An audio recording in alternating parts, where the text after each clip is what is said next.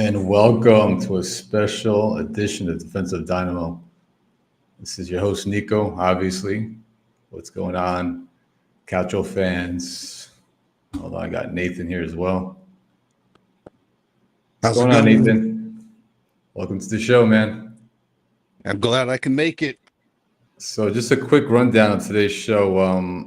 I'll be going over my favorite defenders of all time, Italian defenders, and then give your thoughts on those players as well. Okay. Then we'll go over the current Italian defenders in the game, my favorites and your thoughts on them as well. We're going over some Primavera players in that list, players like Simic, Elote, and a few others as well. And then breaking down some traits that all great defenders should have.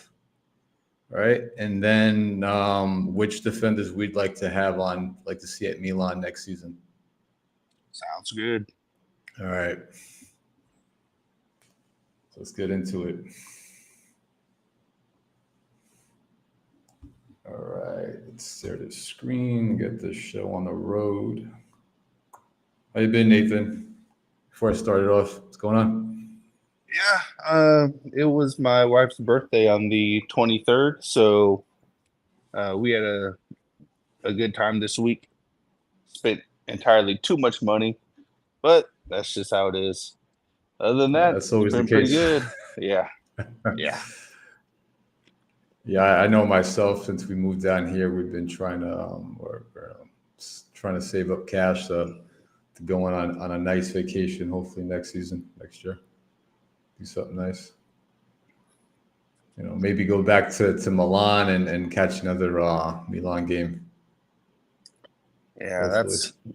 that's the goal. Of course, women don't understand the concept of saving money, so it's up to us to actually implement that. So. Yeah, that's true. All right, so let's get into this. Let's get into the fun stuff. All right.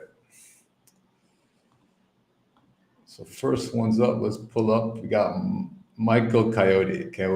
This is a player that I know you've spoken about highly. Yeah. Let's break down his SOFA score stats here. His profile.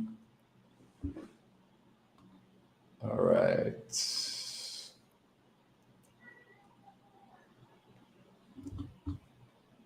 Let's bring this up.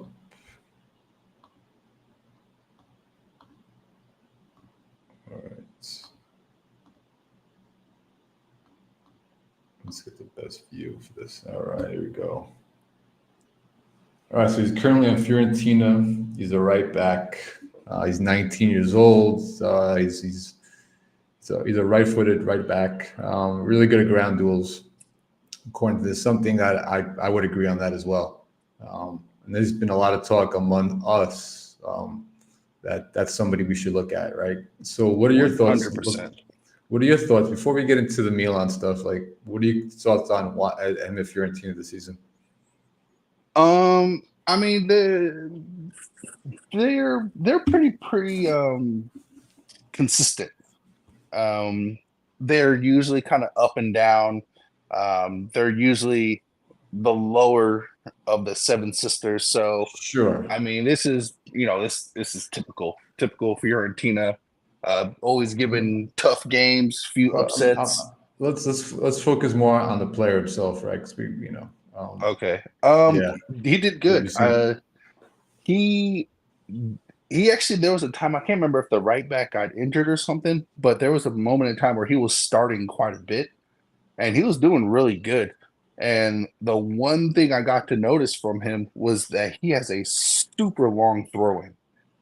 And that's an extra weapon. That's a good weapon to have. Yeah, it's a huge weapon considering, if you're anywhere, I guess if you want to say like the edge of the 18 box, and if you extend that line to the sideline, you essentially get a corner kick every time.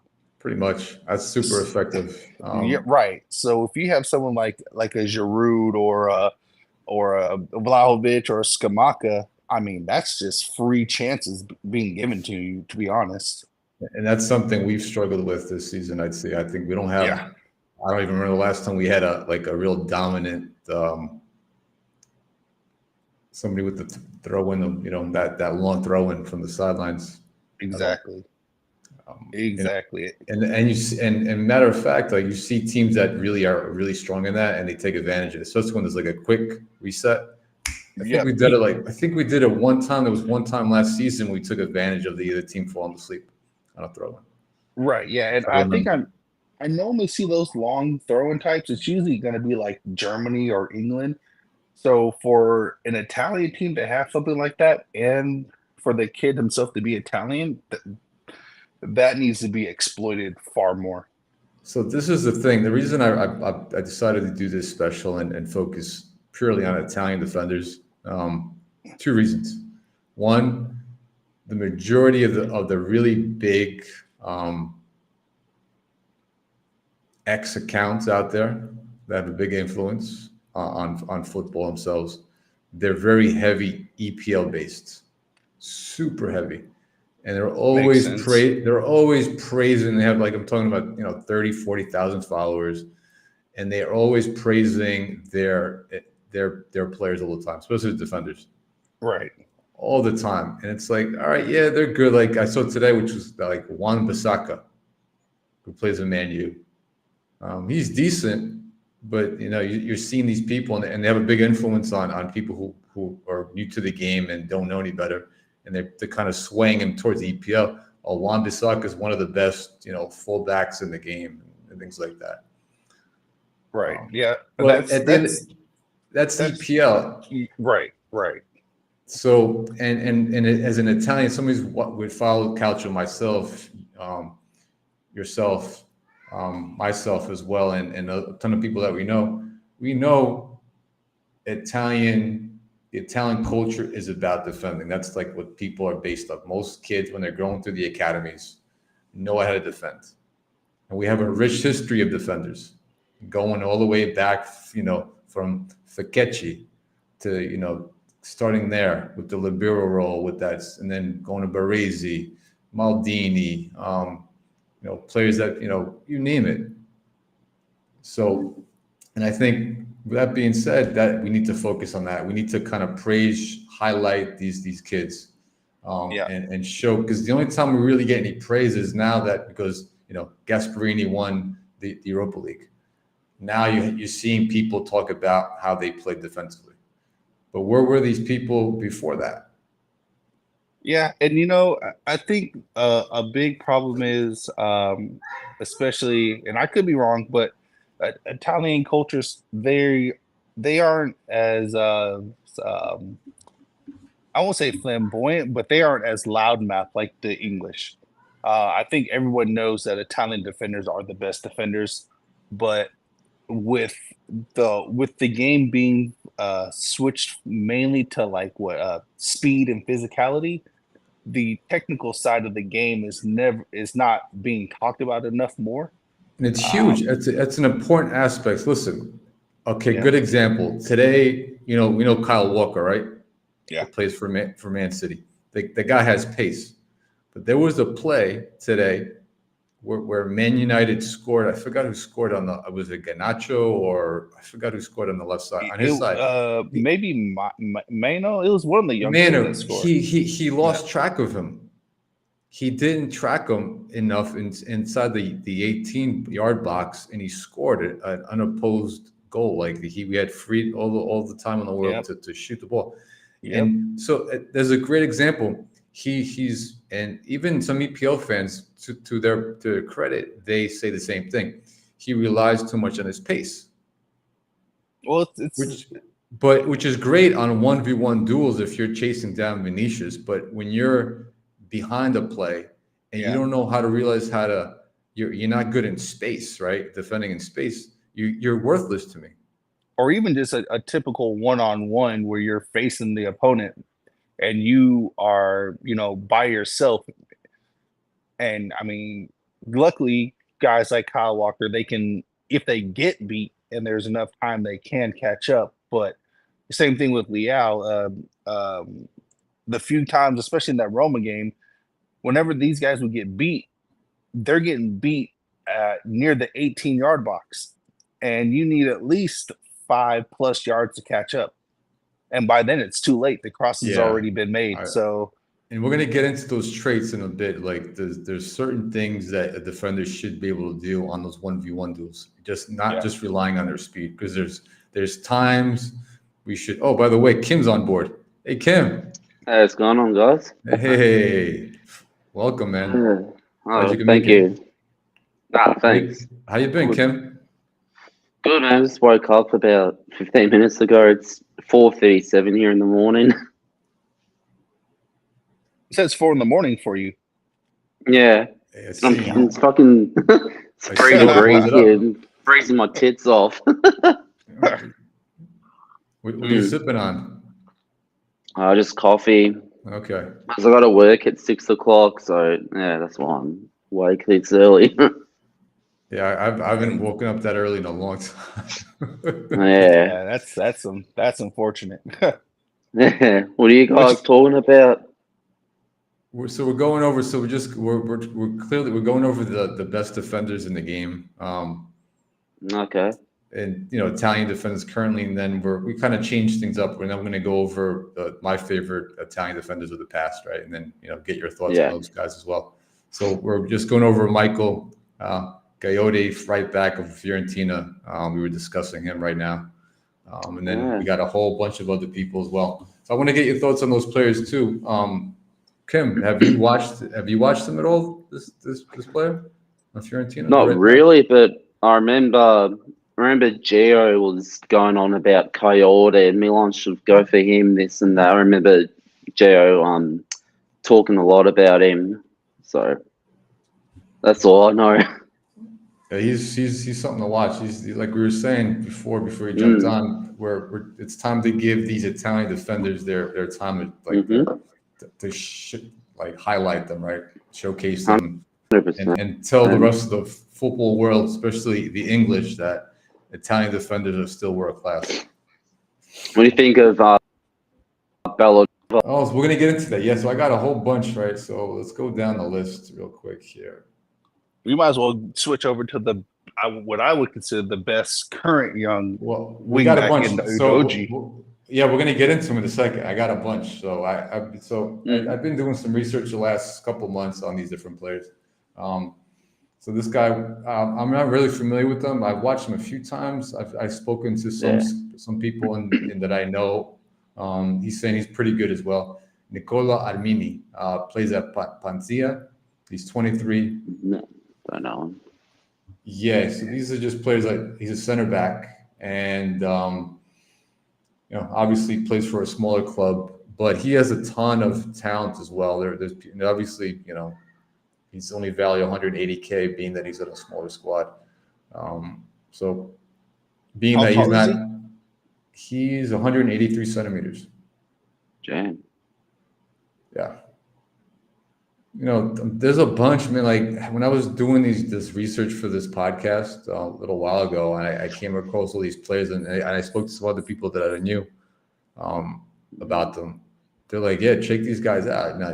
Don't focus on Buongiorno, Calafore. Everybody knows those players, but there's so many other people coming up the ranks. Because we see it all the time with even Milan, where we're poaching these unknown players from France. Yeah. Right. Okay, it worked out with Kululu, right? But if we're gonna try to take a chance on a younger unknown player, why not take a chance on an Italian who's come through the Calcio system? Because those, at the end of the day, especially with the growth decree being non-existent anymore. Right. I think that's the big thing too. Is we know, Nicko, we kind of touched on this before. If you want a good defender or someone who's defensive minded, go to a league that promotes that. I agree 100%. The French teams have never been known for their outstanding defense. No, how many French great defenders can you name off the top of your head? I mean, the greatest French players were either midfielders, or strikers. Zidane, and strikers, right? They've had excellent midfielders and excellent strikers. But to say that they've had an all-time top 10 GOAT defender, even top 20. Right. And look at Coyote. Coyote is what, maybe a year or so younger than Kalulu? He's 19. Dude, he's 19. Or maybe he's turning 20. I don't know. But he's super young. I mean, Coyote he's really fast. He's physically strong. And we touched on his long throw in. He can also defend in one-on-one situations. And yet we're looking at Emerson Royale from Tottenham, which is I mean, this is the logic doesn't make sense. Or even Thiago Santos is the big name, right? I know because of his ties with the French league, and that's something that Fonseca could bring over because he coached them, right? And I've watched Thiago. He's okay. But look, what have you seen? Everybody keeps promoting his offensive skills. What can he do offensively? Right. Okay, cool. All right, that's cool. You need that in today's game, that modern fullback. You need to be able to push the ball up. But if you can't defend, if you're an average defender, so imagine we say Milan brings Thiago Santos on. He's a starter. And you have two mediocre defenders on both sides of because Theo is mid-level defender. Yeah. And then you have one on the right back, and then you're talking about right backs that they're defending the most dangerous players in the game, the left wing. Yeah, and the first thing the back line has to be able to do is their number one job, which is to defend. Correct. Everything else comes second. You can go can't attack. Defend. Yeah. Right. You can attack once you've actually mastered your actual position first, which is defending first. It's ridiculous. Dude, so fellas, by the way, I just realized this is the first time we've had over 100 viewers on the show. Oh, well. Nice. Damn. Beautiful. Okay. So I guess these kind of topics, this is the stuff that we need to keep talking about. And I want to give a special shout out as well to Scalvini. He was an animal in the final against Bayer Leverkusen. Yeah. We'll get absolute to him animal. Did you see that he was actually a defensive midfielder? There were times where a lot of people had broken down their defense, right? After the fact, and they were showing Scalvini actually playing more of a defensive midfield role. He's one that I wish we picked up sooner or later. Now his price is probably going to skyrocket after that. Yeah, definitely. Well, yeah, good for the kid. I'm happy for him. Kim, you brought up a good point, Kim. The problem with Milan is we try and go for these Italian kids after they've blown up. When we've all known for a while the skills that they've had. So why not get them early before their price skyrockets? And then we sit here and complain that we don't get the same deals that everybody else does. And it's like, well, it took too long. Okay, so hold on. Especially since we're in this Moneyball phase, right? We can't spend money, right? So why? So what teams like Fiorentina, Atlanta, these mid-market clubs, right? Compared to Milan, they have the right approach.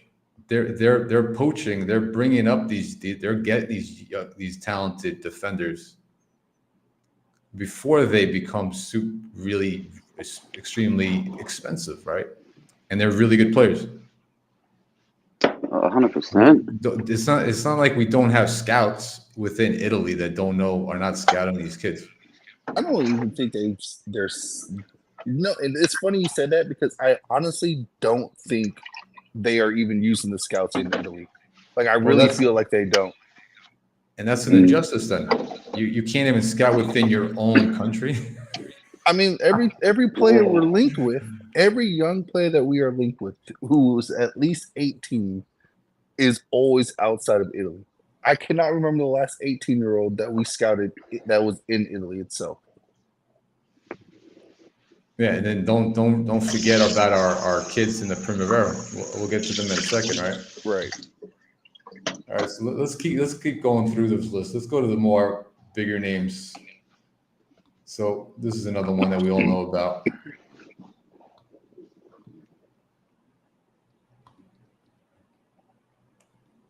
We all know who this guy is. This is one of my favorite players currently in Italy. Mad fact in the game. Vici, Torino, plays midfielder, defensive midfielder. Right-footed, 22, 174 centimeters. He's currently valued at 18.2 mil. The kid's a beast, and he's well-rounded player. Somebody that that if we're especially with Milan, we're looking to fill that role as a midfielder because we don't have any defensive midfielder. We've talked about it in great lengths throughout the season, right? How weak we are in that position. Musa. Yeah, and he's more talented, and he's a more rounded player.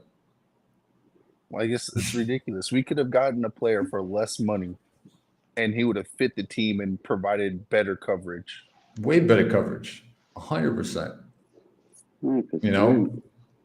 I didn't realize he cost that. He didn't cost that much. I thought it was a little bit more than that. I didn't. The kid's something else, man. The more I watch him, the more I'm impressed with him.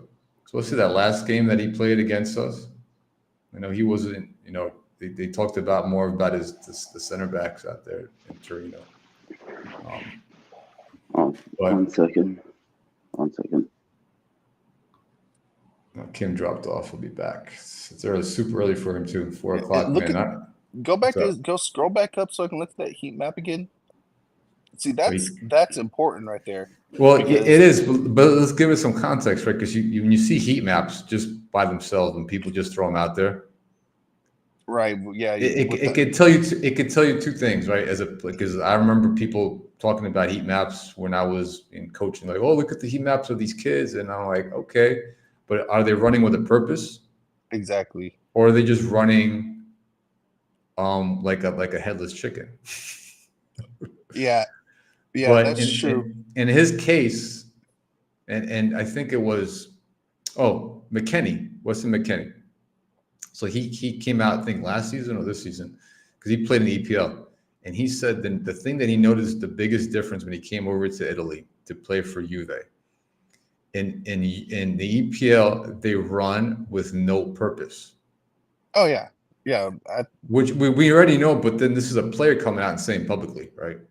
He goes, but in Italy, we run with a purpose. It's more tactical. Yeah, and that's why I wanted to look at this heat map, because if you look at it, it's almost like the heat is split up into 4 quadrants here. It's not really so much near the center circle. So it's where he's defensively at. So it's not like it's light shades of red. You can see it's dark red in clumps. So he's making an impact. Right. So he's making an impact in the area he's supposed to be in. So he's not out of position. He's actually playing his role. Right. Yeah. So if he's in an area, he's there to actually either defend or he's helping with the buildup of the play. And we all know this, right? And I've said it a lot of times. I don't know how many times I've said it. I think we can all agree. If you don't, your midfielders are that they run your team, right? Yeah. Because how are you going to generate offense in 2 ways? How are you going to recover balls in the midfield? Because if you keep recovering balls at your own defensive end of the pitch, it's too late. All right, you're putting yourself in danger. It's a lot harder to progress from the defensive phase into the offensive phase to attack, right? Because it's all about speed. And then second, if you don't have a midfielder to marshal your team on a mid block or on a press, or even progress the ball up the pitch towards your forwards and your wingers, you're worthless. Yeah, and that's something we've been missing this season as well. Yeah, you can definitely tell that Leao and Teo have a lack of freedom compared to when we had Tonali and Benacer or Tonali and Kessie, which would allow those two to really shirk some of their defensive duties. But now that we don't have a CDM, you can definitely see the deficiencies in those two particular players.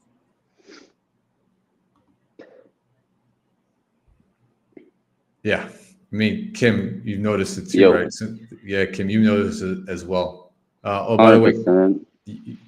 you shout out to Christian for popping in. Oh, yeah. Hey, listen, folks, quick thing. I know it was 140 people viewing this show. Awesome. Appreciate it for tuning in, for locking in today's show. Don't forget to hit that subscribe button, like button, all that good stuff. All right.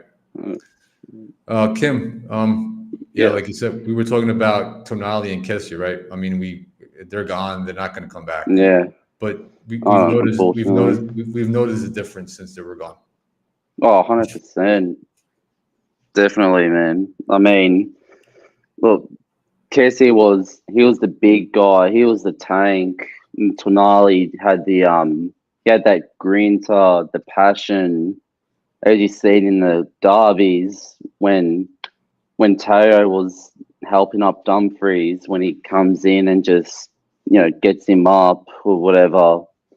Um, Definitely missing that, and also the quality as well. Like huge difference compared to this season, without a doubt.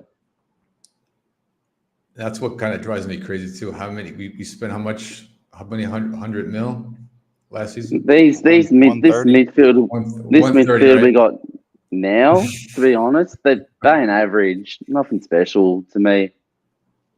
Yeah, and it's fine to get like average players as long as Yeah. it fits your system and they are workhorses. They got to be at least be a workhorse. I mean, these guys shade off the ball. It's a Yeah, disaster off the ball, I man. know that. Yeah, but I mean, especially after winning the Scudetto, like you'd think you'd want to continue building, not just drop down as well. Yeah. That's what still baffled me as well. Yeah. Well, that's the thing with the team. So we're scoring a ton of goals, right? I mean, I don't know how many goals we scored this season. So offense is not the problem, right? But No. it's the other phase of the game. Yeah. 46 Obviously. goals scored against us in the league alone, without including Champions League or Europa or the Copper Copa. We have Italia. 46 goals against us just in the league. That's shameful. ridiculous. That's mid-table. That's a mid-table team. Mid-table, that's awful for a It's Milan team, disgusting. for a team that is Oh. historically great at defending. That's why I can't wait till this game's over and I'm done. All right, so Are you next guys one, watching the game? Yeah, I'm watching. I'm not watching it. What's your opinion on our new home jersey? I actually don't mind it. Yeah, it's way better than the garbage So- that we've been wearing Oh, this year. 100%. It's an upgrade. It's an upgrade for sure. Looks good on the field. Yeah, Yeah. it does. It's just too bad. I tried ordering it. Well, I live since I live in Mexico now. Mm. Getting things shipped over from Europe Oh, is yeah. extremely expensive. Plus, you have the VAT, so you have that import tax, Mm-hmm. and they hold it at customs, and you have to pay that fee. Yeah, true. Which and it's just crazy. I think it's like last time I tried ordering something from the shop, Milan shop, it was like $60 shipping and handling. Fuck her out. Well, this year I'm going to Italy, so I'll probably buy one when I'm over there. Yeah, so that's the move. And there's a ton of shops too now. Like you have the main shop at Casa Milan. Yeah, But the I think- Puma stores as Yeah, well. they have a store at one of the metro stations too, right? They opened up last season, Oh, I think. Yeah, Yeah. since I've left, I was there almost 2 years ago. They only had that main shop, I remember, at Casa Milan. But now since then they branched out. yeah. So All right, Victor Elliott too. Let's get into Victor Elliott. He's a Primavera player. He's 19. He's left-footed. He plays that midfield position. He hasn't gotten. I don't think has he gotten any time under Pioli. He's been injured for so long, but I can't remember if he's actually got any sort of minutes. But I watched him. I think last summer was when he was in the World Cup. I want to say last summer. and he was immense. I thought he played fantastic. Yeah, so he played in the last game against Lazio in the round of 26. The kid's something else. He's another special player too that I'm hoping. I guess that's the one thing good about Fonseca. Whoever's going to come in, because even Fonseca is not 100% deal. He does play. Yeah, I know, but he does play youth. he does play youth players, right? That's the one thing he does like to play. He gives them a chance. Well, hopefully something Pioli didn't do. Yeah. Hopefully he'll do that. Hopefully. Because this kid's something else, man. If we can get him on the pitch and get him some playing time under the right mentorship too, somebody to mentor the kid. We got a Amrabat maybe. Amrabat or whoever. Oh, I don't even think he's going to come. He's going to be too expensive for us. Yeah, yeah. With that being said, this kid, I'm hoping we see a lot more of him coming up. Moving on. Let's get into our center back here. All right, so we all know Giancarlo Simic. Oh, stud of a player. He's only 19 as well. Plays center back. We did see him. He did make a couple appearances for us this season. And scored a goal. Scored a goal. Yeah. Was very composed. Was able to break the press on his own. Had good passing range. He was fitting perfectly. Very calm on the ball. Very calm on the ball. A lot more calm than Chow did. Oh man, no. Jesus Christ! Shit. You know what? And what blows my mind is that when he was, there were times where he was on the bench this season, and Pioli didn't give him any chance to play. Yeah. He never gives chances to anyone that plays really good. He forgets about it. It makes you wonder: is there something against? Does the management or somebody making the calls saying not to play to the Italian kids? I don't know. Yeah, but regardless, you got to remember, like Gabbia is starting this game, but look how long it took for Gabbia to actually get this type of playing time. Yeah, and that was uncalled for too. But even so, and for what reason? That's the whole point. Like once I feel like the players that have been bought, it's like he's just gonna force them to play no matter what, even if they are playing horrible. Like there's no earning system. If you were bought, you're gonna be playing. Yeah. Even if you don't deserve it, right? Yeah. Then I remember a while ago, I forgot who it was that said this, but yeah, some players that haven't been playing all these minutes and all that, maybe it's got something to do with their contracts that we don't know about. So could be the reason for that, maybe. Yeah, but that's not our problem. But as a fan, we don't know anything about optics wise. When you're seeing other teams like Barcelona and they're giving these younger kids a chance to play. Yeah. Even Lille, like even Fonseca, he was playing two young kids, Diego Santos and Yoro. They're like both under 20 years old. Yeah. And you're seeing what they're able to do. I mean, hell, Manchester United, Garnacho and Minos scored against City today. Both teenagers in the final. Teenagers. Who won the final, by the way? I didn't even check any scores. It was Man United. Man, 2-1. Man United. Fuck. Dude, listen, they have players. I don't want to get too much into them, but they finally when they come out to play, they can play. Yeah. Fucking hell. They got one more trophy than us. I don't think it's enough to save the Ten Hag's job. I think he's out the door. Go. Yeah. But Simic deserves honestly, more, 100%. He's way over Chow. He should be. Listen, next season, he deserves that third slot in that rotation. Mate, I'll sell Chow out of all the defenders we got now. We can get a good price for him. Who would give him a good price? Well, I mean, Madrid were Madrid.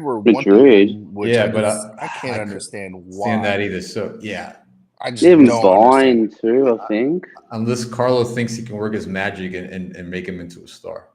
I don't know. I And think you even see, Vine. and Nico, this all comes about perception. How we are always going after foreign young defenders because we see them playing at 18 or 19 on the first team. It's the same thing with Madrid. All they see is Chow playing. Meanwhile, the rest of us fans understand that Gabi and Simic are miles ahead of him. 100. But the perception is there because Chow is playing that he's better. It's all perception. And even Kalulu as well. Yeah, so imagine, like you're saying, just imagine turning into a couple games, like not being a real Serie A fan or Milan fan and catching a handful of games during the season. Right. And you keep seeing Chow like, well, he must be really good. He keeps starting and not realizing how many mental mistakes he's made over the season. Yep. Him alone, from what I've counted, he's cost us 9 points this season. That's from what I've counted. All his mistakes, the 2 red cards, and well, it all started against the Inter game. The Inter game, he got destroyed by Thuram. Thuram turned him around twice. He abused him. All right, that was the beginning of his downfall mentally as a defender. Yeah. All right. Then against PSG in the first leg, he got destroyed. Yep. Same then Juve red card. Red card. Then that other game when he was Monza, where he made 2 attempts to make a foul. No, back to back. No, well, he made 3, and I pointed it out in a previous pod. He made 3 mistakes in that one play. Yep. 3. And then we got to remember too, it's not even just like the one-on-one mistakes. It's positioning as well too. Everything. Just you being out of position wrecks the entire shape. Yeah. Look at the last game. Look at the last game we just played. Yeah. That first goal was 100% on Chow. Yeah, 100%. He who scored that goal? Was it the first goal? I don't remember. I can't remember. Yeah, anyways, but yeah, he wasn't even marking the guy. I mean, this is basic defending. This is something that is taught at the as soon as kids turn 12, 11 years old, they're being taught how to defend. Yeah. And once you go up the ranks and you're going through the higher academies, if you can't defend, you're not going to play, especially in Europe. If you go into a European academy, with the competition is stiff. If these are the flaws you can't fix, by the time you're at the senior level, if you haven't figured out how to defend like the basic fundamentals, I don't care how big, how strong you are, you shouldn't be playing. Mm-hmm. Yeah. Loan them out. Look at Inter's back line, the back 3. Oh, none of those guys are fast. But they're smart. But they're smart. They very understand positioning. Yeah, they're intelligent. Good coach. Great coaching. The manager. They have a good midfield that supports them. They have confidence in the midfield that they'll do their job, right? That's 5. Yeah. So that makes a difference. Kills the side, but it's true. That's what good coaching does in a good system. Yeah. All right, let's get into some other players real quick here. Let's get what change of topic? What do you think of Di Gregorio to Juve for 20 million? Great pick. I know we were talking about bringing him to Milan. Yeah. No. Well, Thiago Motta is there already. He's already getting shipped on. But as usual, we're late to the party, right? Juve jumped on him. Juve jumped on him so fast. Yeah. And it's ridiculous seeing as how we're still having this contract situation with Mike. So why would you not? And now he's injured for And he injured himself in training, his finger. Yeah. Last time he injured something else during the warm-ups. Mm-hmm. I don't know what he does. What kind of pre-game warm-up this guy has? How fragile? They obviously go have battle royales before the game because our players always get injured before playing. But this is this is the guy that we where he's asking for an increase in salary, right? He is considered one of the top 3, top 4 keepers in the world because of his complete game. But if you can't stay healthy, all right, then there's no point. What's the point? Yeah. And there's no discussion. What drives me nuts is like there hasn't been any discussion about selling him. Yeah. I know, Nicko, you're not watching the game right now. Just real quick change. They are so focused on trying to get Giroud a final goal. That they're defending him. they're Are they forcing it to? Yeah. Oh, Pulisic. It's like trying to force a knockout in a boxing match. It's not going to happen. If you keep forcing something, it's not going to work. Even Milan he's starting too. I hope he does score though. That'd be nice for a nice send off. Oh, he nearly scored. Let me ask you early something. on. Did the Curva do their thing in protest like they said they were today? I mean, it's fairly quiet right now. I don't hear any. Because according, I guess they wanted to protest the Fonseca. Oh, Jesus. See, the problem is with that type of stuff, if you already bought the tickets, then they don't care. They've made their money. Whether you are chanting in the stadium for these guys doesn't mean anything because they're businessmen. Who cares? Mm-hmm. If you're gonna fight them, then you can't spend your money on them. Well, the Curva student, they don't pay for anything. The club pays for the tickets, right? Yeah. I don't know. That's what I've heard, anyways. I think they pretty much, they don't pay for anything, which is, Oh wow! What a mistake! What happened? We just scored one of the most ridiculous goals I have ever seen. I'm not up to that part. Oh. Behind you. Oh, Yeah, okay. Nathan's got the hot box, man. I'm gonna check. Him and John. Oh no. That is. If I was if this was for the title match, I would say that there's match fixing. Yeah. Oh my God. He goes over to Pioli to celebrate. Yeah. Well, he's off. Yeah, we won't be seeing much of I'm surprised Fulani's not throwing his fist in the air. Oh my God. That's like the most unlikely thing I've ever seen in my life. Fuck. Sorry, anybody that loves Fulani out there. Apologies ahead. How did he not hold on to that? Oh my God. The fix is in. All right, Nicko, let's continue with this. Let's keep going. So we got Fabiano Parisi, left back. Another one. 23 years old, so he's right there. He's got a ton of experience. I know somebody we've been tied to as well. Another one of Gio's guys that he went on about. Remember? How great would he be as a vice to Theo? This guy. Yeah. Let's see his what is he worth right now? Shit. So his contract expires in 2028. What is he worth? He's worth 9.5 mil right now. Another Fiorentina. So it looks like the Fiorentina, like I said, teams like Fiorentina, they just pile up on Italian players. Yeah. Mm-hmm. Well, what's his play style? Like, is he like a Teo, or is he like a Calabria? No, I mean, from what I've seen, he's not really a Theo. He's more defensive. Okay. Yeah, which so I say he would be like the balance. That's why I've been. I know Gio from Coast to Coast has talked about Parisi as well. Yeah.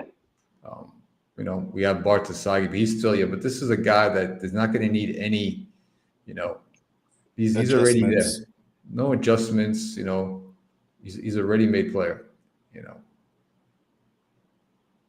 I don't think he's even available. So I'm gonna before a little on in the segment, we'll get into what players we'd like to see in Milan.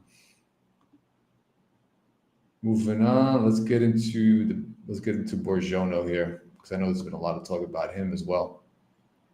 So Oh yeah, he had a great Torino, game against us. I'll Borgiano. take him. Yeah, he had a great game. Him along with Ricci had a great game against us. He dominated. He was one of the top players for Torino during that game.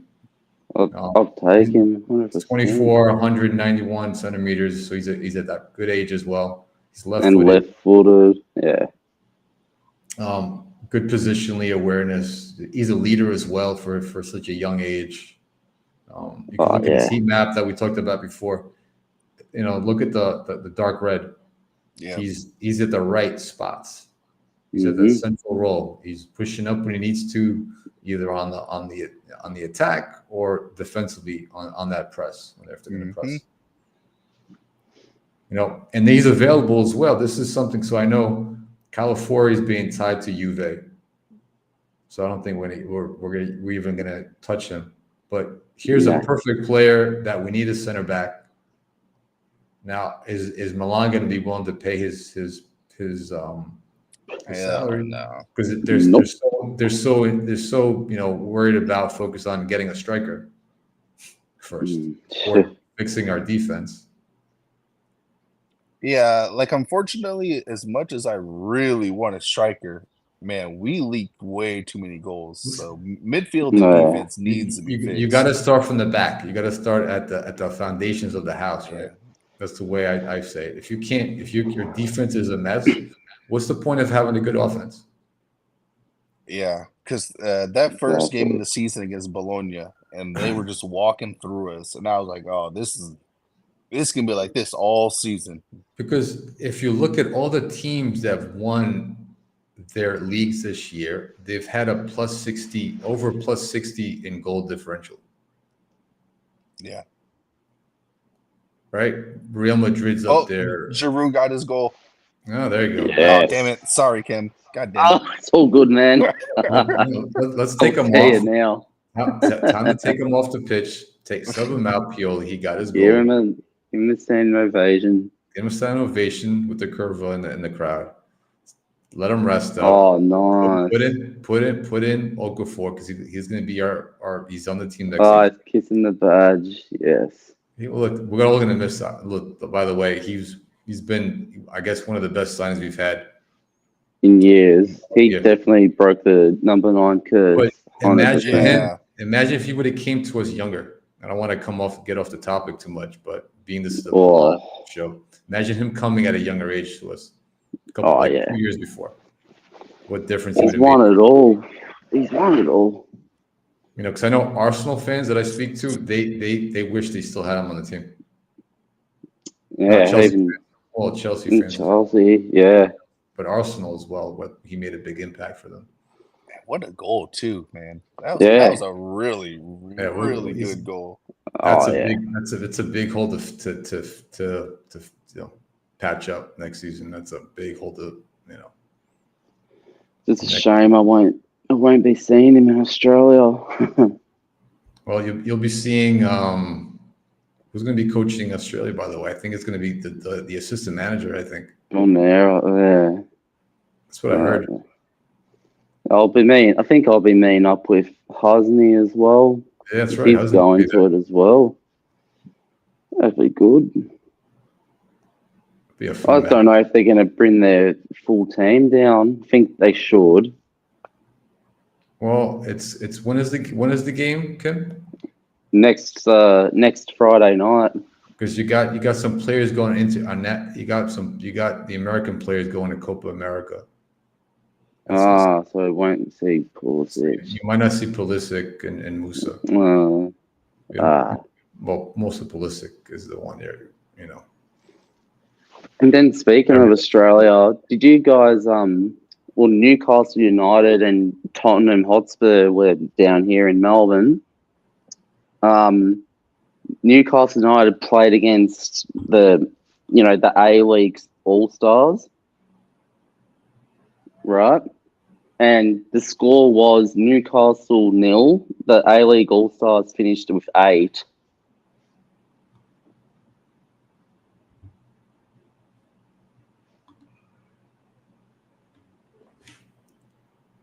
What was that, Kim? You cut off in the last part. Oh, sorry. So Newcastle United and Tottenham, they've been in Australia, and the other night the Hyundai A League, which is the Australian league, like they played their all-star team against Newcastle United, and the game finished 8-0 to the All-Stars Jesus. Christ. against Newcastle. Wow. That's embarrassing regardless if it's a friendly or not. Oh, exactly. It was just like, what the hell? That's like the only time you see those kind of scores is during like the I mean, I know Newcastle, I don't think they fielded their best team, but still, you can't lose by that much against. you see the scores when they're like somebody's playing like the Faroe Islands or something like that, Oh. That's ridiculous, man. That's what comes out of the English media. Anything from the EPL should always be the winner. But you know what? Hold on. You know what the excuse they're going to use? I already know what excuse. Yeah. Oh, they're tired. We played too many games this season. Because they came out with when Olympiacos, they beat Aston Villa in the Conference League. Of course. Aggregate score, I think 6-2, right? I think Aston Villa gave up 4 goals at their home the first leg. Olympiacos is not a powerhouse anymore. They used to be. They're a decent club in Greece. When they're in the final now, and in the final, so after the second leg, I saw the media, EPL media, on social media. Oh well, Aston Villa played a lot of games this season. Oh yeah, it's like no, dude. Greeks played like the Olympiacos played a ton of games as well. Everyone does. Yeah. Everybody's playing a lot of games. It's stop using the excuse. Just admit you lost. And move on. Just say, yep, the other team they showed up. We didn't show up. My team sucked this weekend. And speaking of Olympiacos, what do you think of them and Fiorentina final coming up? Listen, personally, should be a good game. Good game. Personally, that's my dad's team. My dad grew up watching when he was a kid in Greece because he grew up like 10, 15 minutes away from their old stadium. And he used to go to games with his older brother. My grandfather took him to a couple games, snuck him in a couple times. So growing up as a kid, before I became a Milan fan, I was an Olympiacos fan. So I like him to win either way, but it'd be nice for Fiorentina to win as well. But it'd be nice for Olympiacos to get that trophy. If Fiorentina win, I think Italy will have 9 European. There'll be 9 Italian teams in all European competitions. I hope that be insane. Could turn into 10. It's good for the league. It's great. It shows the rest of Europe that we're a strong league. But at the same time, we need to turn that into more profit for the league. Yeah, that's the one thing. Italy is not good with PR. Like, especially after this is the second year now where we've had at least 2 Italian teams in the finals of a European competition. And can you imagine if this was the EPL? Jesus, we wouldn't hear the end of how great they are. And I know Italians are calmer. They're not as, outgoing like that. But no, they're more. It's a different. Yeah, but you got to. I mean, you need to be a little arrogant or something. Well, I mean, that's what us non-Italians need to be more arrogant and more of a presence. Hey, it's like the Euro. England coming home. It's needed. I mean, but Nico, it's like the defenders, like we were talking about. All you hear is how good these guys are. Wan-Bissaka, one of the best players in this position. Bro, come on. Yeah. No, Luke Shaw, Maguire. That's the EPL juice that I keep talking about. Right, but Serie A needs to get some of that damn juice because the players are good. So we need some of that juice from Gasparini. That's what we need. Hey, you ain't lying. Who do we got next, Nico? All right. Ooh. Almost dropped We my got a phone. bunch, but we'll get to the big. Yeah. Let's get to this guy. Let's get to California. Matter of fact, I think he just won the Serie A Defender. Didn't he win an award recently as well? I'm pretty sure he did. I think was it him or Bastoni won the Defender of the Year in Serie A? Or maybe he was in the running. Anyway, one of the world class. This kid too. He's only 22. He can play left back, center back. He plays at a really good Bologna system where he's up and down the pitch. All right, looking at his heat map too. He's playing more on that left side. Another top. He's becoming one of the best center backs in the game, little by little. And he gets the call up for Italy too. Yeah, and at 22 years old. He's only 24. I'm sure his value is going to go up probably next season. He's at 24 mil. Yeah, I think this summer when it comes to Italian players, depending on how they do, I think they're all going to be out of our price range. Which is depressing. Yeah. And he lit up with that Juve game. My God, man! Like that, talking about making a case for that. Your supposedly new club, showing them what you can do. I mean, and you just notice the difference in that the minute they took him off, they subbed him out. They were up 3-0, Bologna. What happened once they took him off the field? Yeah, tied the game up. I couldn't believe it. I shut the game. I'm like, oh, they're up 3-0. Me too. This game's over. And then I kept seeing stuff popping up on my phone. I'm like, what? 3-2, 3-3? What the hell? I'm like, oh, wow, this is nuts. Yeah, but he looks like he's going to Juve. His former coach over there with Motta. I don't know how they're going to afford him, but I'm sure Juve is going to find a way. And let's go to our next star player here. Villanova. Another used to be in our youth team. It hurts. We got rid of him. I remember him. Oh, goal. Yep. I was able to contain myself this time, Ken. He's only 20. So he's at the right age. He's at the right. It's almost another goal, fellas. What happened? Yeah, but they're checking for possible offsides. Okay. What's the score? 3-0. 3-0 at the moment. And they did the fusion dance. John, if you're watching this, I hope you bet goals in the first half, man. I've been telling you, it's goals in the first half every time. Oh, I reckon he was offside. I don't know.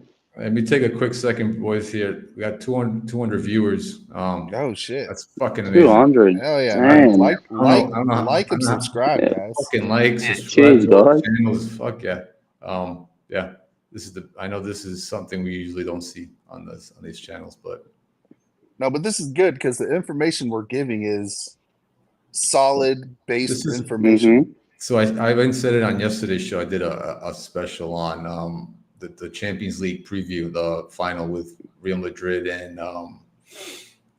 Borussia Dortmund. I like the purpose of these shows that I'm doing, and along with Milanisis 360, is to educate people out there.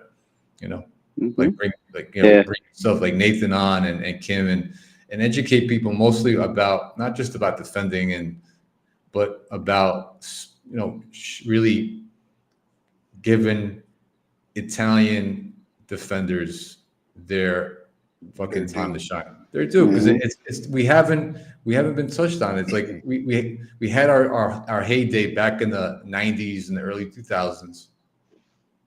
But since then, it's like nobody talks about it. It's like, oh, let's talk about the defenders from this league and that league. I was like, well, hold on, we got to fucking the Italian Serie A and Italy itself has a history, and we're still up there. And we just need to give these kids their due. All right. Yeah. And once they get into bigger teams as well, because you're seeing most of these kids play on smaller teams, Torino, Fiorentina, Bologna. But once they start going to teams like Juve, Milan, and shit, maybe hopefully if we don't get them, let them go overseas, if that's the best for them as well, and show those teams, show those other players in Europe, like, hey, we can fucking defend. Oh yeah. All right. So about Villanova, real quick, and I was going to get into it later, but let's. This is somebody. This is another potential player that we've been tied to as well at Milan. To Just getting feel him that right. back. Yeah. Yeah, wasn't he? He was in our youth team This years is Yeah, he ago. was on our. Yeah, he was on our. Oh no! Look, what the hell? there's been talks. I don't know how strong. It's just rumors, but I know there's talks of other Serie A teams looking to get him from Yeah, Torino. he has a ton of experience too because he also went overseas. I think he was in. I think he went to France. I think Let's I want to take a say look. France. What does this say? He went maybe Spain, I think. Yeah, Oh, I Bordeaux. don't know. Yeah, he went to Bordeaux. Bordeaux. Yeah, So he was at yeah. Bordeaux. He That's was in right. Inter for a little bit. So he's been all over the place. And he I got a can't. call up for Italy too. Yeah. So Oh, so so you see this club Pesquera Calcio? Oh yeah. yeah, So Pescara. God, they Yeah. have a really good program. So quick shout out to Stevie P from MWP. He's got a show called The Soccer Show. And he had Oh, one of their coaches from Pesquera on that show, and they talked about that program Oh, that's in Italy. legit. that's pretty And cool. and the players that have come through there, they've had some really good players come through that Pesquera program. That Yeah, academy. Verratti. And yeah, they've been saying like they get a lot of interest too from the bigger clubs for their players all the time. Yeah, right. Well, they Yeah. must be definitely doing something right then. And it was interesting too. So their youth academy for their younger kids, which is way different than the American system, is that when it comes to depending how well you perform during the training sessions during the week, they're 2-hour sessions 3 times a week. That's how they do in Pesquera. You may not make it to the first team on Saturday or Sunday whenever you're playing. You might not get a jersey to play with. It's so competitive. It's like, well, just because you're on the team doesn't guarantee you playing time, Kim. Yeah, exactly. But these are for the younger kids, not just for the older kids, but these are for the younger kids as well. Like I think at 15 or 14, I think I might be wrong, which is like legit. It's like if you don't have like this is Italy. If you're not well enough at this age, you're not going to play on the first team. You'll be playing on the B team, which is like the complete opposite in the U.S. Oh, you have to play every kid. If not, the parents get upset. They fucking, they'll complain. They'll try to get you fired. They complain to the director saying, why my kid didn't play this weekend. So that's the difference. That's what you see. That's why European football together is like hundreds. It's like on a different level than the United States in terms of development players. Mm-hmm. Yeah, I was just saying, Nathan's like at Pesquera, I was just telling Kim, you're not guaranteed, even for the younger kids, you're not guaranteed to play on the weekends. I mean, think it's not super good. young, but like starting at 12 or 13, maybe a little older. I don't remember. It's like, yeah. Well, they need to learn that as well for when they get older. Well, yeah, because in the United States, everything is like, I mean, now especially with the younger age groups, it's all about participation. Like everyone gets a participation trophy. Growing up, if you didn't win, you didn't get no damn trophy. So that's you would sit there how crying. it is. You got home with nothing. You just sit there and cry. I guess you better get better so you don't become a loser. That's just how it is. But that's a good way to instill that in the kids. Like, listen, if you want to be a professional football player and get looked at from teams, the big teams, you need to show up during training sessions. Yep. If you don't show up, give 120%, you're not going to play in the weekends. You're going to be playing on the B team. So shout out to Pesquera, man. They're doing some awesome work out there. And let's get to the last two players. There's a bunch of players, but I couldn't just take on another 2 hours to get through everybody. We got Scout. We just spoke about it. I gotta go. Sorry, I gotta get ready for work. Hey, appreciate you joining, man. No worries. Pleasure talking to you. Good. Have a good one, Kim. Take it easy. All right, you too, guys. Thank you. Ciao. All right. So we spoke about Scalvini before. Plays for the current Europa League champs under Gasperini. He's only 20, 194 centimeters, right-footed. Shit, he's worth 44 mil. And that's It's gonna only expensive, but I mean, this is the thing. Like, we got to just. This is not back in the day. Like, if this was 20 years ago, he would be worth a normal amount of money. But in today's time, players that are good like him, 40 million is the standard. Like, it's especially just after not going to get any lower. especially after his performance that he put on. That everybody's Right. raving about him right now. This guy. Right. Yeah. Yeah. It's not going to get lower. So I'm if you want him, you got to do like a make I'm- weight or something. I'm curious if they're going to sell him this season to make a profit. Or are they going to try to keep him? And that's like the catch right there. I want the players to stay at these teams. Like Bologna, I want their players to stay. Obviously, I want Milan to improve as well too. So if the players are going to leave, obviously I want them to come to Milan. But if they can stay, I would prefer them to stay. It's just going to make the league better, and that will force Milan to also get better as well. Yeah, definitely. All right, let's go to the next segment over here. Gabi almost scored a header. Great save by the goalkeeper. See, that's another thing right there. A Milan youth product. Gabi has been getting on the score sheet lately. And it's like, hey, man, our Primavera players are the ones who are, showing the most fight even when we're losing. So it's time they're trying to show they got something to prove at the end of the day. They know what it takes. They came through the program, and they understand what Milan means. Right. That's the thing. So let's highlight these. Oh, this is not the one. Hold on, I got the wrong one up here. Where is it? All right, here we go. Boom. Oh wait, who was the last player on the list? Bastoni. Oh, okay. Inter. Yeah, but moving on for time, man. We know Bastoni's had a great season as well. For Inter. Quick shout out to Bastoni.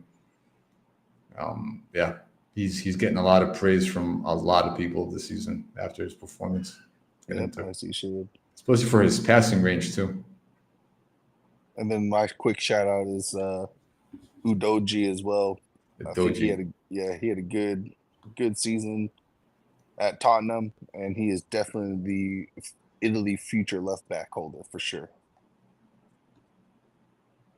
Do you see him leaving Tottenham anytime soon?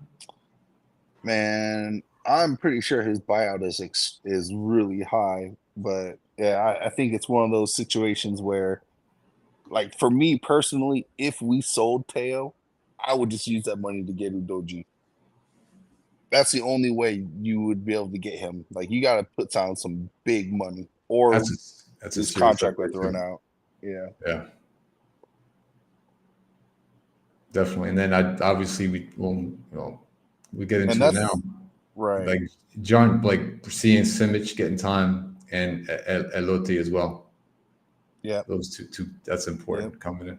I think, and let's be honest, if I don't know which direction the club's going to go on with free agents and with summer signings, but just focusing on the players that we currently have, getting Simic more, to bringing him up, Elote giving him some more playing time. Bartasagi as well. Bartasagi as well is another one. He plays left back. Giving players like Zoroli also, and then we have, what's the other kid's name we picked up from Real Madrid, the other left back that plays some looks like Jimenez, right? Who's got a similar style to Teo. We didn't get a chance to see him much this season. Maybe once or twice he made some appearances for the first team. I think with that being said, you do that, you have your base for next season, all right? And then you obviously you sell. Hopefully we sell Mike, all right? And you focus on getting your defense in order, getting the midfielders in order, and getting an upgrading in your center on your right back. Because I think at center back, I think we have the depth is okay if you have Gabia, Tomori, Simic as 3. And Chow is still here as well, and Kalulu as well too. And you have Chow, and we don't know how with maybe under a new coach, with new assistant coaches teaching him things, maybe he'll be a better player again. All right. So, but right back we're thin as shit. We have what? Calabria and Kalulu. That's not enough. And Calabria is not going to cut it next season. At all. Kalulu's been injury prone. So. He's injury prone. He's got his issues defensively as well. We've spoken about, right? He still has a lot of work done. So you bring in like something like a Villanova, and let's stick with the kind of Coyote. You bring those players in, you spend money on them instead, and you're set for years. For years, right? That's the main thing for years. Then you shore up your defense, and then you don't have to worry about your defense as much, right?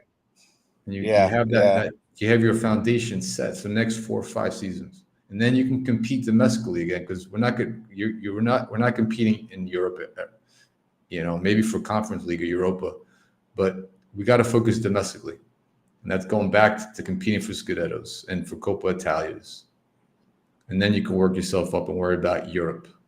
Yeah, I agree. Because let's be honest, the next season, regardless of who's coaching, you're starting from zero again, so it's going to take time. All right, that's it, and hopefully just our defense gets better at the end of the day. But let's not focus on that too much. Let's talk about my favorite defenders of all time that played in Italy. So we got Paolo Maldini. All right, we all know Maldini. We have Franco Baresi, Costa Curta, who played with Maldini and Baresi during that time when they were just destroying the competition. You got Facchetti. So Facchetti, even though I never got a chance to see him, my dad did a couple of times, and he loved him as a defender. He was one of the first defenders that played that previous style of defending that Catenaccio defense. He was one of the first ones, and he was one of the first defenders during that time in Italy to go up the field too with the ball. He was more of an offensive player, a little bit more. We have Cannavaro, another excellent player, won a Ballon d'Or.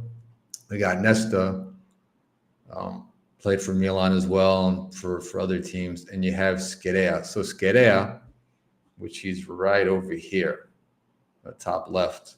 So interesting thing about him, Nathan, I don't know if you knew this, but when I started reading into him, Scherea, for 3 seasons straight, he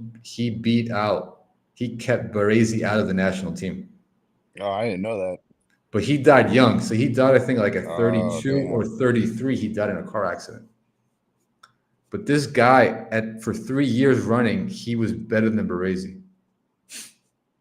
Yeah, that's crazy. Which is insane. And if it wasn't for him passing away so young, he would be up there at the top of the list.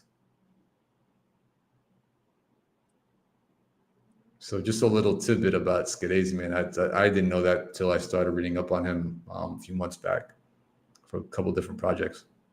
So looking at this list, who are your favorites over here, and any particular reason why? I mean, I'd like to get your thoughts on these players. I didn't get to see Baresi play, but I mean Maldini and Nesta and Cannavaro, for obvious reasons, those were my favorites. Yeah, that was our prime time for watching Milan. I think for me, that was one of the main reasons I got into Milan was for Maldini. Yeah, my dad had some of the old Opel jerseys, like the I can't remember if I have the one that has that Z, like the lightning bolt in the middle. But yeah, I remember that one. Maldini has. My dad has an old jersey of that one, and so yeah, man, That's prime time era right there. That's what we need to get back to. We need to get back to the essence of Milan, and that's defense. And these guys set the pace. Nesta, Maldini, Baresi, Costa Curta, you name it. Even the midfield, Gattuso. All right. Yeah, it's interesting because I'm really surprised Ancelotti is not getting Italian defenders for Madrid. Like, I find it really interesting that he isn't going for like Bastoni or Calafiore or Buongiorno. Like, I'm honestly really surprised. Because considering his he played in Italy, he coached in Italy, he is Italian.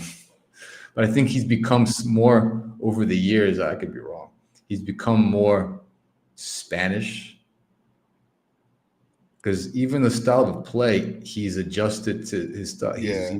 He's going more towards that Brazilian style of football. And Yeah. that's why he was tied with the national team, right, to coach them.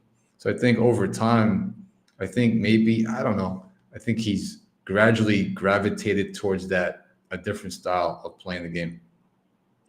Because it's not like he doesn't know who these players are in Italy, and it's not like they're hurting for cash. My God, Real Madrid can buy any player in the world they want. Yeah, fixing their back line would be such an easy operation for them.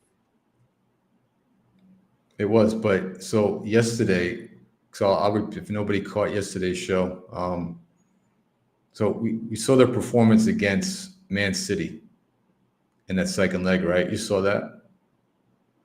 So defensively, they were solid. So the reason why, and I was like, dude, they're playing such fucking good mid-block. Like, where are they getting this from? So Carlo's son, his assistant coach for Carlo. So he's responsible for the pregame analysis, like watching the opponents and building a game plan. So he had watched some game plan, some video of when Arsenal beat Man City in the EPL. And it was I think it was a 1-1 game, or they beat them 1-0, something like that.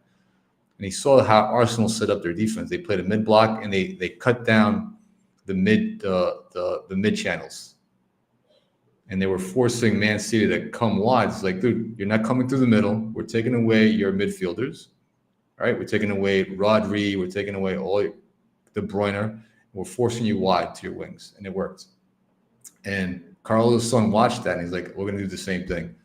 So he built up a plan based on Arsenal, and that's how they played them in the second leg. Yeah, because with Man City isn't like a heavily based wing team. They're weak. Yeah, they're gonna one touch you to death more centrally.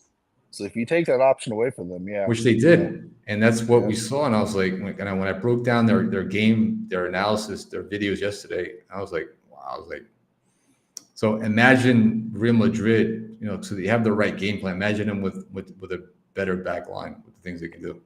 Yeah, it would really become unfortunate for teams. Fortunate because their offense is stacked, as we know. They're getting Mbappe next season, which is just ridiculous. And they got they picked up the Brazilian striker Endrick. He's going to be on the team as well. God, they're just oozing with Arda fucking Güler talent. is coming into his form now as well too. Yeah, he's playing. I think there were talks about him being loaned out to Milan. Yeah, I remember. Yeah, I mean, Jesus Christ.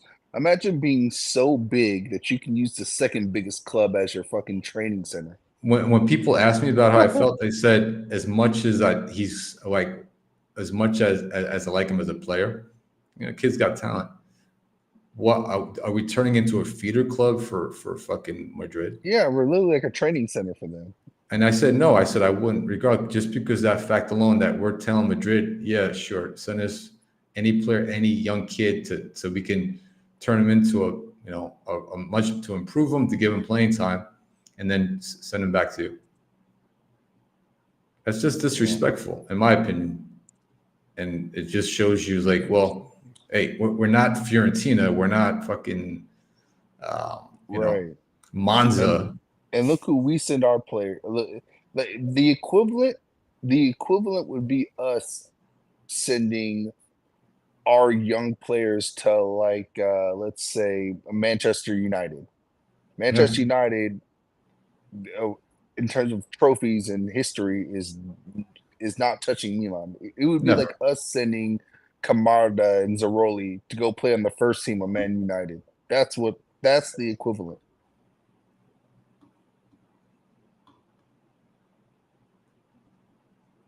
So, a quick thing. Ricardo's 16 in the chat said, anyone here excited for Fonseca? No.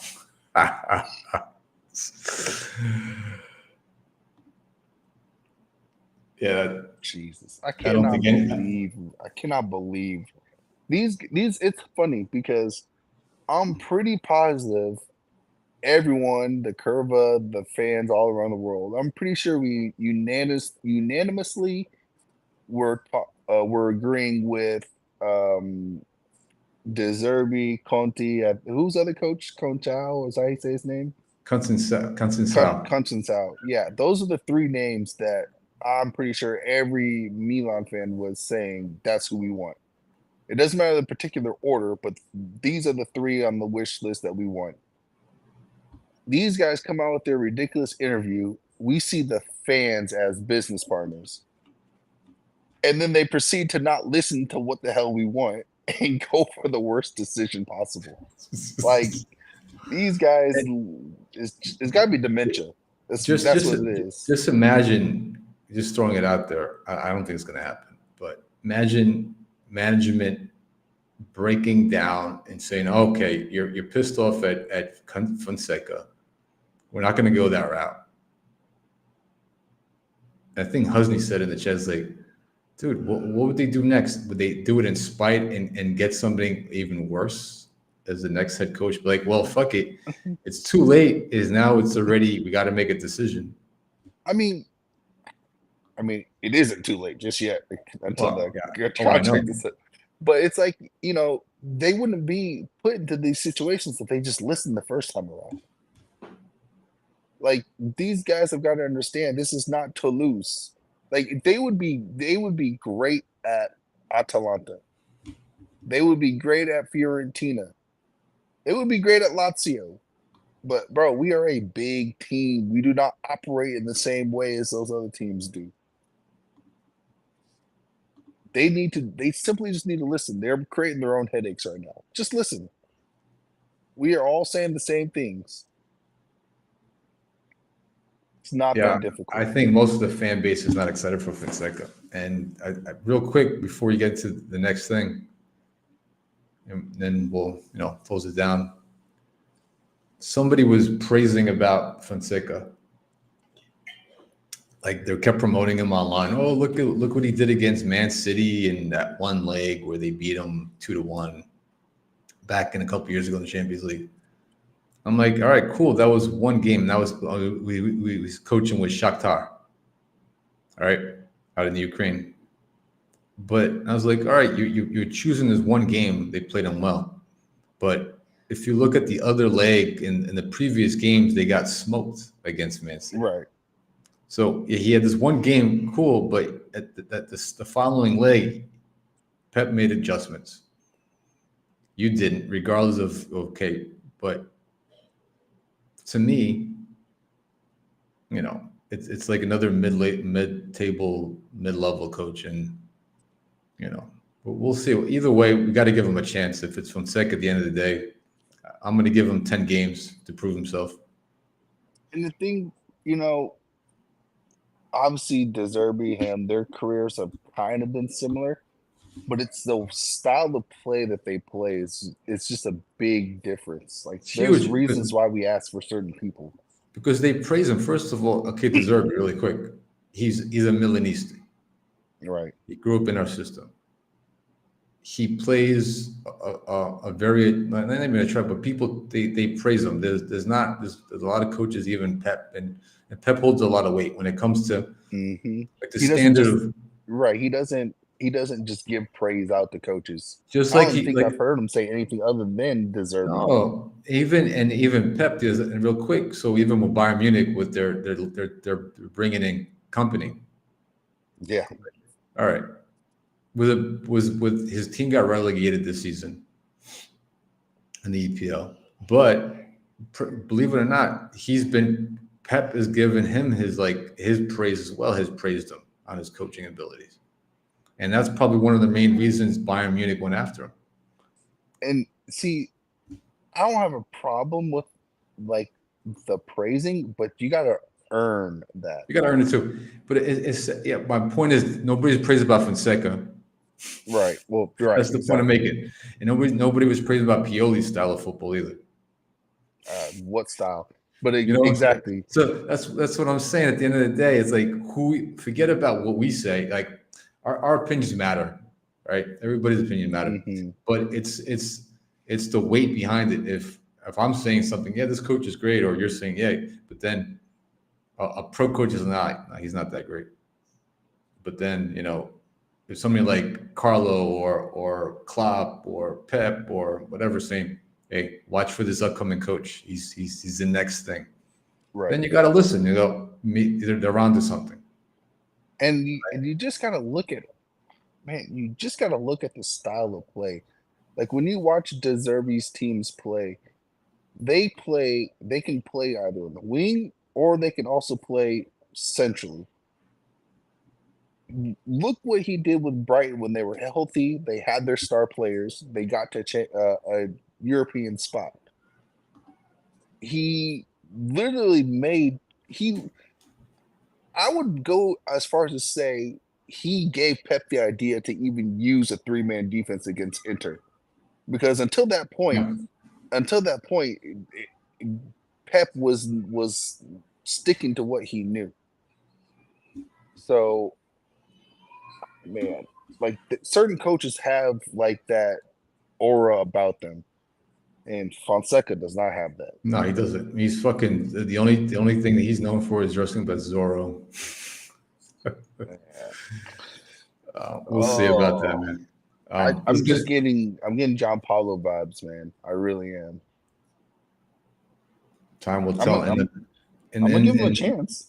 But Champ, what chance and how management's going to support him? Are they going to support him with what players? That's the big one too. If you're not helping them and you're bringing in strikers, you spent most of your budget on a striker and you're not getting any other help. Regardless of who's coming in, I mean, hold on. Well, we go back. Coaching does make a difference because certain coaches can get the most out of their players. You know that for a fact. Yes. At any level, at any sport, there's certain coaches that have it in them. They can get their best out of their players, regardless of the talent that they have. They'll get the potential, the most. They'll untap something that another coach may not. I don't know if Fonseca has that, but we'll see. We don't have a choice, Nathan. Yeah, we don't have a choice. It is what it is. We're in this position. My problem is I'm worried if this turns out to be like John Paulo, then man, these guys are worried about the financial side. They're going to see how bad it really gets when you don't make a European spot. Yeah, when we start, yep, exactly. Going forward, we're making that Conference League spots instead. Right. Yeah. And then playing, and then getting dumped out of the first round. I mean, we keep saying it because people really need to like understand.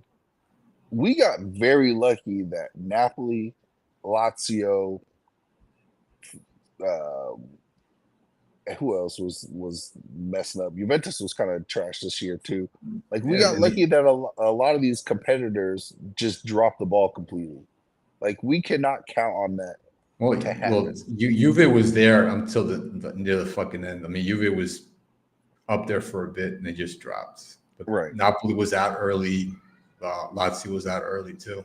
Roma, if Roma had De Rossi, I would be willing to bet they would be ahead of us. Because even their records, when De Rossi took over, they had a better record than us. Yeah.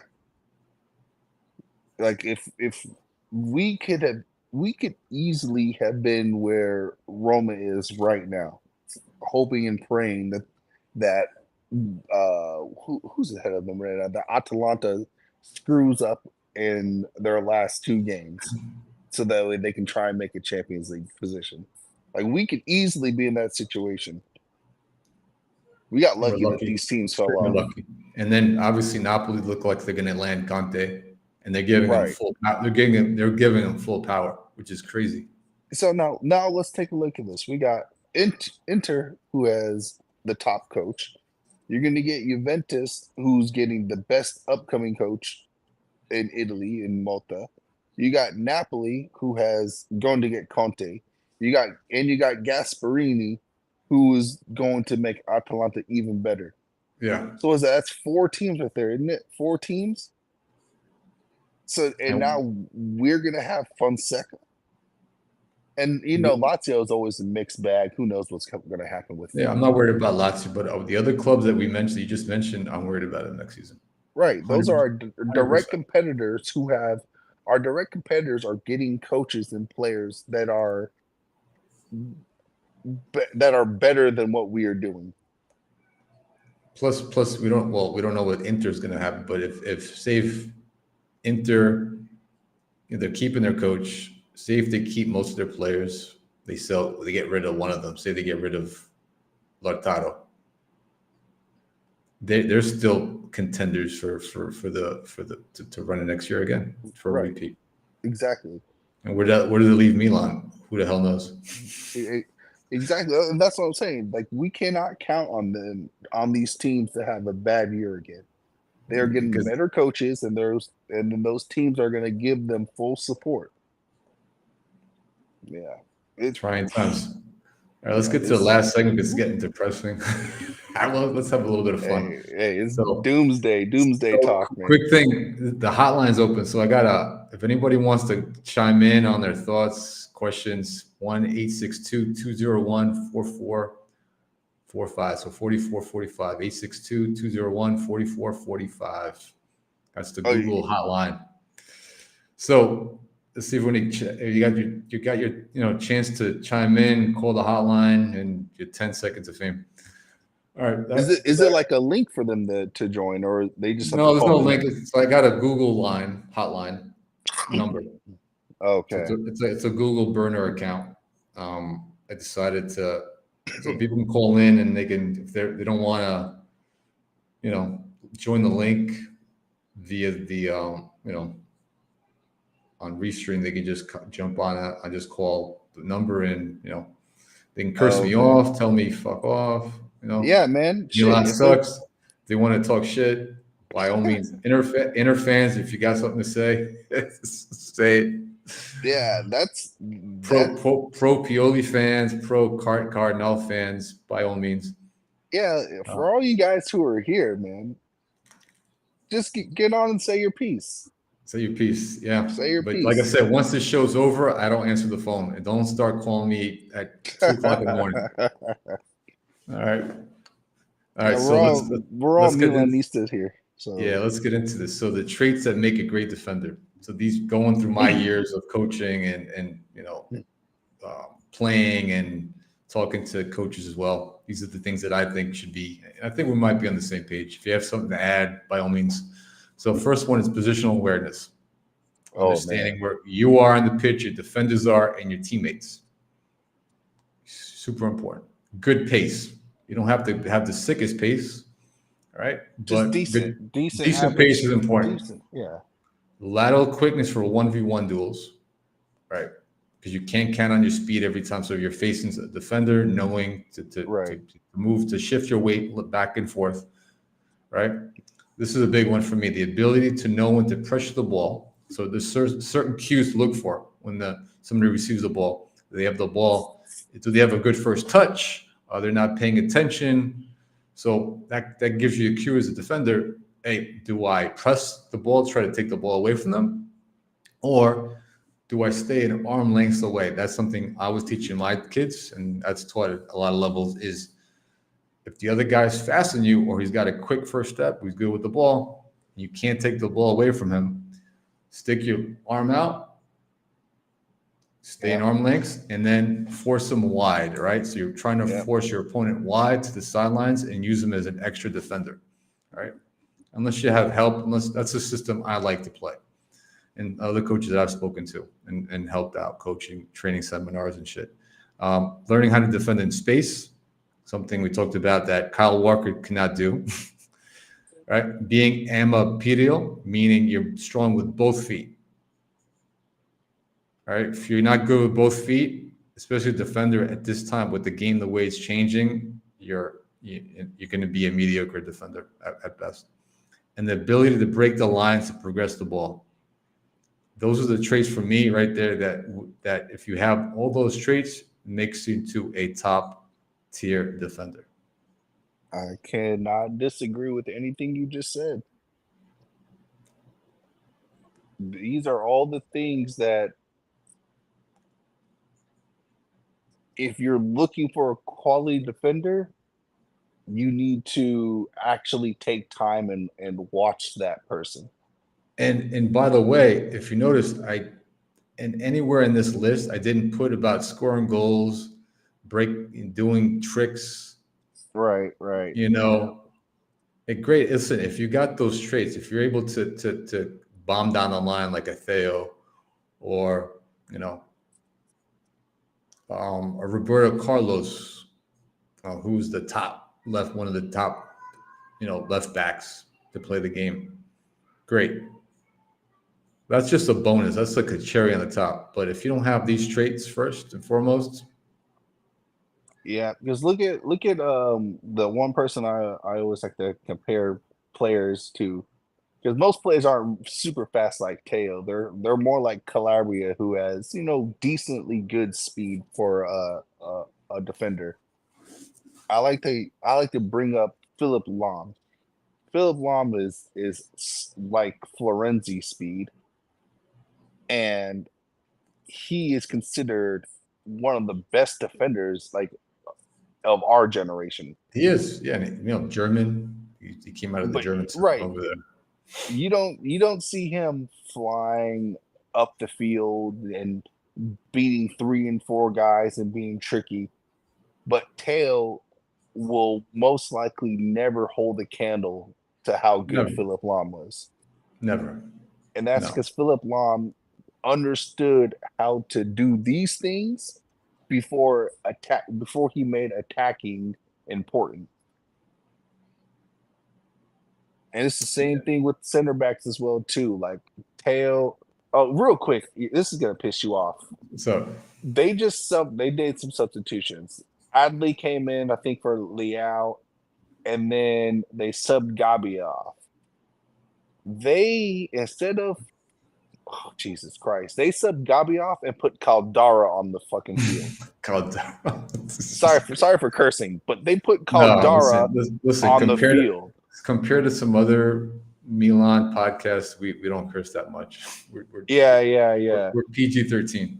Yeah. If this was Rosemary TV, I would be going ballistic right now. Listen, even But this is why Pioli for me has to leave as well. Why is Caldara coming on the field when this is Kjaer's last game at home? Why would you not put Kjaer on the field? Yeah. You see what I'm saying? Send him off the right way. Why is, in fact, Kjaer should have started the game with Giroud so that when they get subbed off, they can get a standing ovation. Is that not how it's done?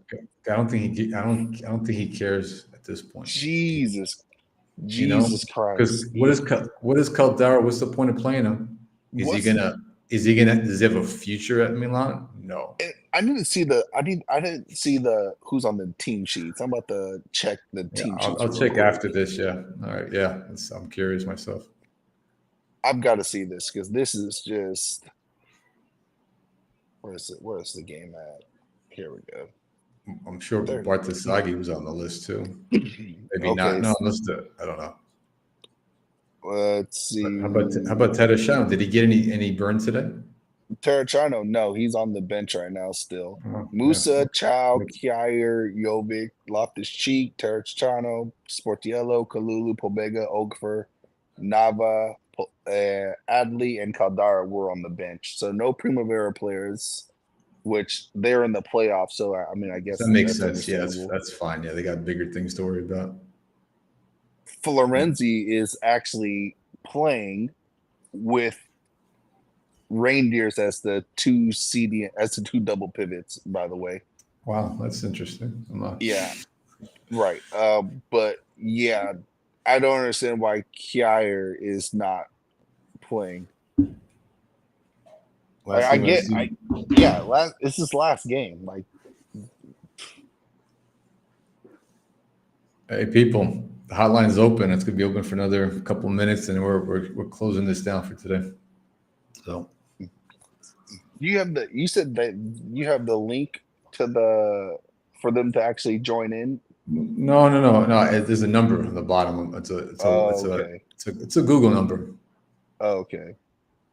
Yeah, I mean, I shared the link on several other chats. I invited everybody in the Milanistas 360. Sometime Kim joined today, but that was the first for him. Could you also share that in the chat in here? Well, we're gonna be. I'll share it next time. Okay, yeah, because I've never used that hotline before. I've only ever. Well, the hotline. I just opened up. I just got that number the other day. Okay. Yeah. It's just through the Google phone, the Google app. On the phone. Gotcha. It's just an app. Because there's no way I was giving out my real number. Right. That would be a disaster.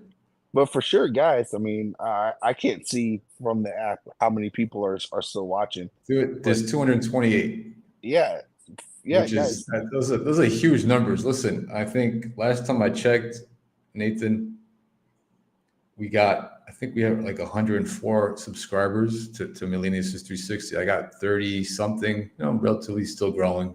We're on Twitch as well. So I'm streaming this on Twitch,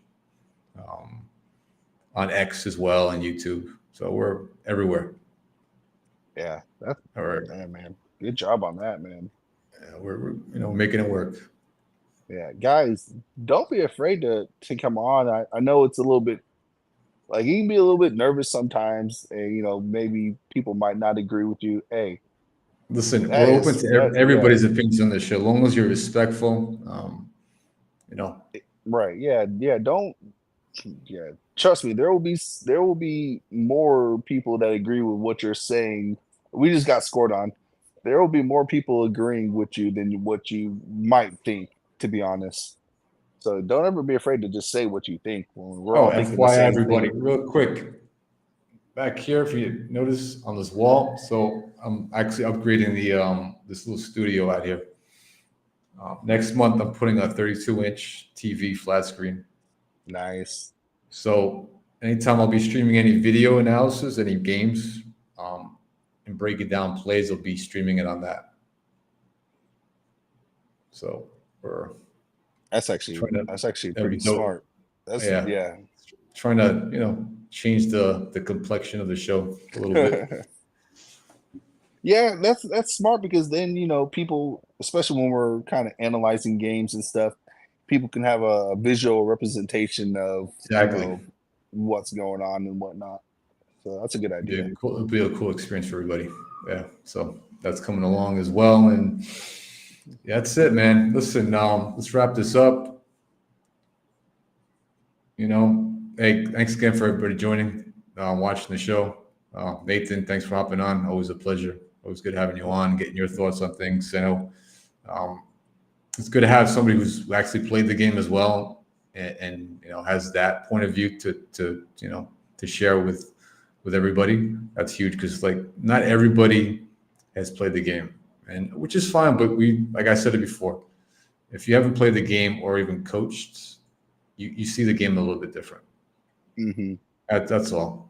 We just notice things a little bit different things on the pitch and with players and things like that. And and listen, anybody out there, if you want to get a different perspective on the game, coach. Take some time, sign up at your local club and coach a team, even starting at this age, U6. Yeah, even if there's like YMCA's and things Whatever, like yeah, that. whatever kind of club out there, sign up, participate. Even if it's a non-competitive league, which is fine as well, and you'll grow immensely, and it's going to humble you as well. You'll think twice about judging a coach's tactics and saying, well, if I was coaching, I would do this and use this formation because I used it at FM 2024. All right, well, it might work in a game, but in real life, there's just so many other different like factors. Maybe you should start them off a little bit easier, coaching like U14 or 15. U6 is like the worst thing. Can I tell you real quick before I go? We end the stream. I helped out the tryouts for U6 last season with a friend of mine. He needed help and extra like with the tryouts for the U6. It was a fucking nightmare. Yeah. You had 2-3 kids that were actually listening. And this was just tryouts, just doing like 1v1 drills just to get a sense of like how their touch and like basic stuff. Half the other kids were running around crying for their mom, their parents. Yeah, I remember growing up because I was in like a dedicated league, so coaching wasn't that bad. But when I did a little bit of coaching when I was in college, I was at like the YMCA. So, it's just kids who are trying to get into it. Oh my God, man. Like the amount of bunching up and everyone trying to kick the ball at the same time, no one listening. Jesus Christ. You should get paid more as a U6 coach than any other thing. The academy that I was coaching, it depended on how many teams you coached. If you had one team, you coach one team regardless of the age group. It probably mattered depending on your license as well. But most of us had, say, a C license or a D license. Right. Say D. You got a monthly payment of, I think, $500 on a monthly. That was your monthly salary. Right. For the month, $500, which is not too bad. It's enough to get equipment and pay for some expenses. But that's why a lot of coaches would take 2 or 3 teams on, which was insane to me. Because that's what they asked me. Is like, how many teams do you want to take? I'm like, what do you mean? No, I just want one team. Well, other coaches have 3 teams. I'm like, dude, where do you have the time to run your training sessions for 3 teams? Yeah, I know, because you're right. Yeah, you would have to, man. Unless it's well, if you have 2 teams the same age, if you have like an A team and a B team, you run the sessions on the same time. Well, yeah, You're running, if you have enough space, you can do it. That's, and that's the thing is a lot of clubs are fighting for space because they're competing with 50 other clubs in their city for space to train, which is another issue in the United States. Yeah, see, I don't know how it is like elsewhere, but like in Houston, which I live in Houston, each club organization, they own like their own like facilities. So, some do. It's like if you're in a big academy, but in Phoenix, if you're just a regular club, they call it academy. There's just clubs. Yeah, you're fighting for space. Yeah, that's how it was. And it's sometimes you're running your sessions in super tight spaces, and you have to make the best out of it. Yeah, I do remember growing up that we would have to share full size fields, so you'd have 2 teams, practicing on each of the halves, which is not bad. But imagine a full size field sharing it with 4 teams. Right. Yeah. Yeah, that's intense. Now listen, like we were lucky enough, so out in Arizona, like Barcelona has an academy, like a legit academy. Out in Arizona, they have their own facilities. They have a campus and shit like that. And what's the other big one? And PSG has an academy, but it's just like their satellite academy because their main academy is in Miami, I think, and they have their own facilities as well. But Barcelona is like the top academy in Phoenix by far. Because they actually send their players, their top players over to Spain, to Barcelona for tryouts sometimes. And Milan's getting, they're getting one as well too, but I think they're setting it in like, where is it? It's like one of those eastern states, like Virginia or Really?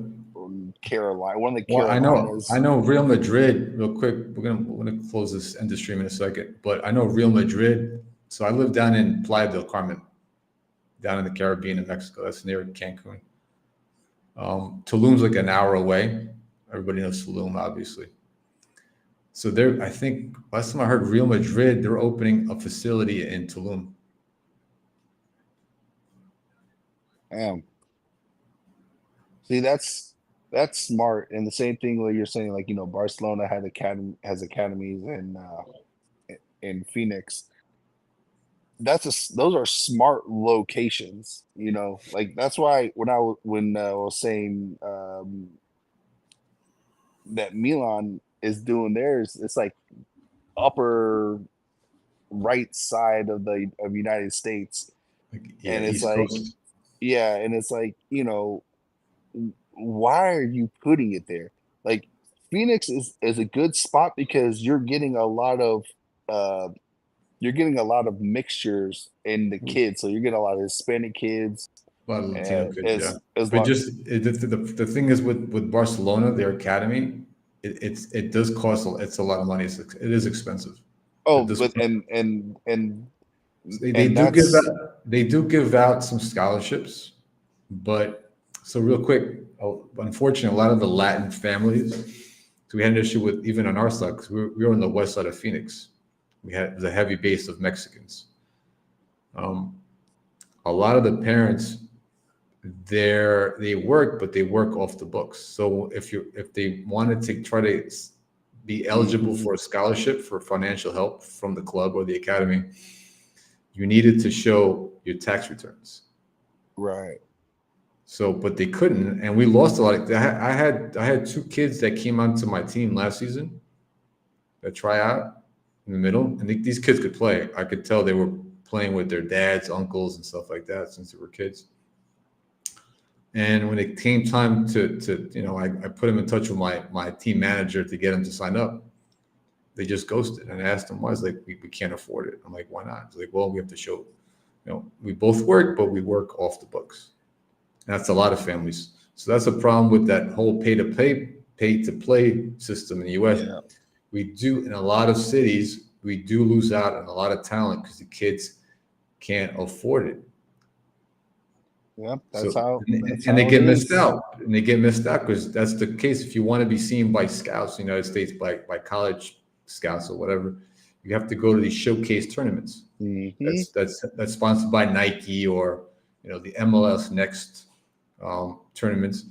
To be on those teams, you need to have money to even travel because they cost a ton of cash to traveling alone and to sign up your kid and things like that.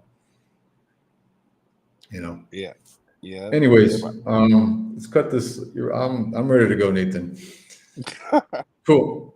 Yeah, we're 2 hours in, man. This is good. It's been a fucking blast. Yeah. I got to get back to work as well. Get something to eat. I'm starving. All right. Yeah, man. This was definitely fun. Always. Let's do it again. I think we're not doing anything tomorrow. We're taking a break from Milan's 360. There's nothing to talk about. Well, yeah, the season's over. Euros dude, at this point, we need a mental break as well. There's just nothing happening. It's just a bunch of rumors. I think hopefully by next weekend there'll be more substantial things to talk about, like more concrete stuff in terms of who's coaching, who's coming, who's going, what moves we're gonna make as a team. And like shit, I hope these players that we mentioned today, hopefully, fuck, dude, we'd love to see at least one of them. Give us one. Right, at least one. I'll take one of them. I mean, there's no reason for all these other kids to be on these other teams or go over to another country. I agree. Try to keep them home. All right, everyone. Thanks for tuning in, staying locked in for the last 2 hours. All right, take it easy. Until next time. Forza Milan, Forza football. Later.